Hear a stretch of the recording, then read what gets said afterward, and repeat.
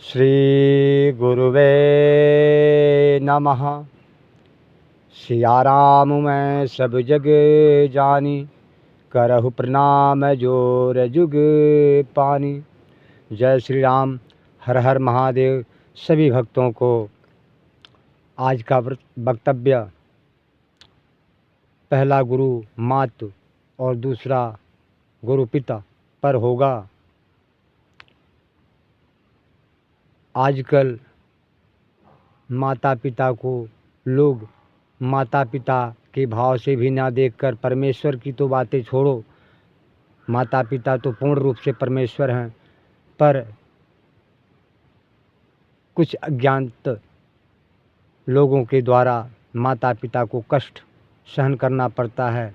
जब उनका शादी विवाह कर दो, बहुएं ले आ दो, तो माता पिता को छोड़कर वो अलग हो जाते हैं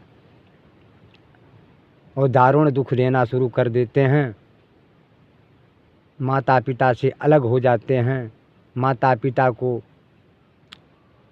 सताना शुरू कर देते हैं, छोटी छोटी बातों से झगड़ना शुरू कर देते हैं और अपने खुद के बच्चों से बहुत स्नेह प्रेम करते हैं कि मेरा बच्चा बड़ा होकर मेरे दुखों को हरेगा। अरे भैया, आपने अपने माता पिता को वृद्धाश्रम में पहुंचाने का काम किया, आपने अपने माता पिता को दुख देने का काम किया, आपने अपने माता पिता को समझा ही नहीं कि मेरे माता पिता मुझे दुनिया में किस लिए लेकर आए हैं।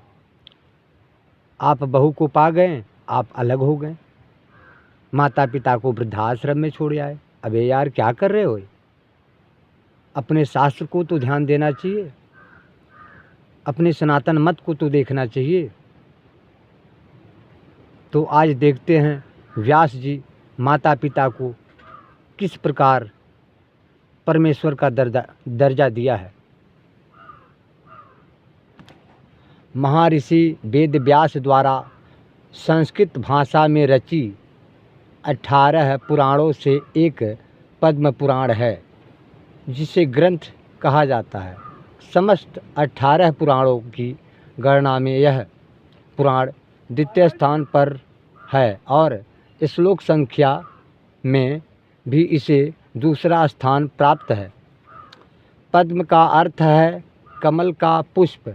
चूँकि सृष्टि रचयिता ब्रह्मा जी ने भगवान नारायण के नभि कमल से उत्पन्न होकर सृष्टि रचना संबंधी ज्ञान का विस्तार किया, इसलिए इस पुराण को पद्म पुराण की संज्ञा दी है।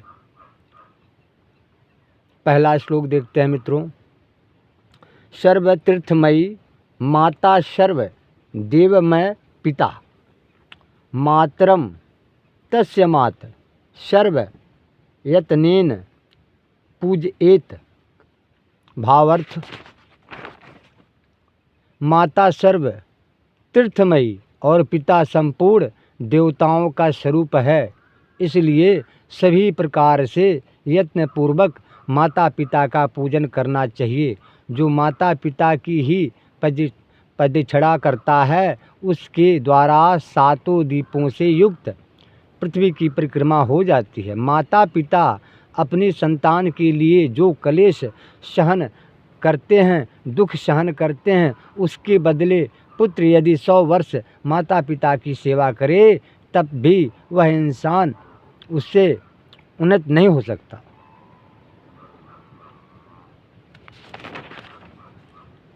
उपनिषद में कहा गया है, मातुलोके मर्याद्वम साम्य शून्यम।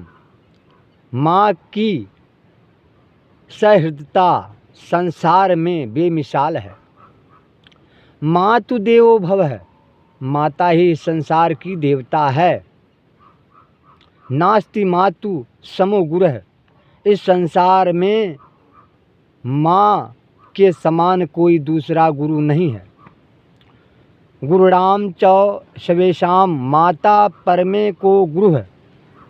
माँ सभी गुरुओं में सर्वश्रेष्ठ गुरु है, मानी जाती है। सहस्र ही पितृमाता गारवेणान्ति रिचते। महत्व गौरव की दृष्टि से माता को देखा जाए तो पिता से 1000 गुना श्रेष्ठ माता है। माता गुरु तरा भूमे पिता चोचतरम च सखा मन्यः शीघ्रम वाताचिंतता बहुतरी तिड़ात। माता पृथ्वी से भारी है, पिता आकाश से भी ऊंचा है, मन वायु से भी अधिक तीव्रगामी है और चिंता तिनको से भी अधिक विस्तृत एवं अनंत है। पद्म पुराण, महाभारत। अब फिर पद्म पुराण को देखते हैं। पिता धर्म है, पिता स्वर्ग, पिता ही परम तपः, पितरी पित मामृत्रे प्रियंते सर्व देवता।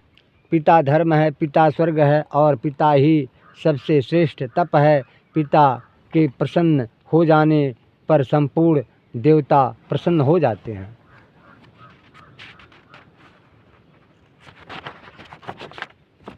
मित्रों, ये प्रमाण के वास्ते हमने आपको बताया है माता पिता ही परमात्मा हैं।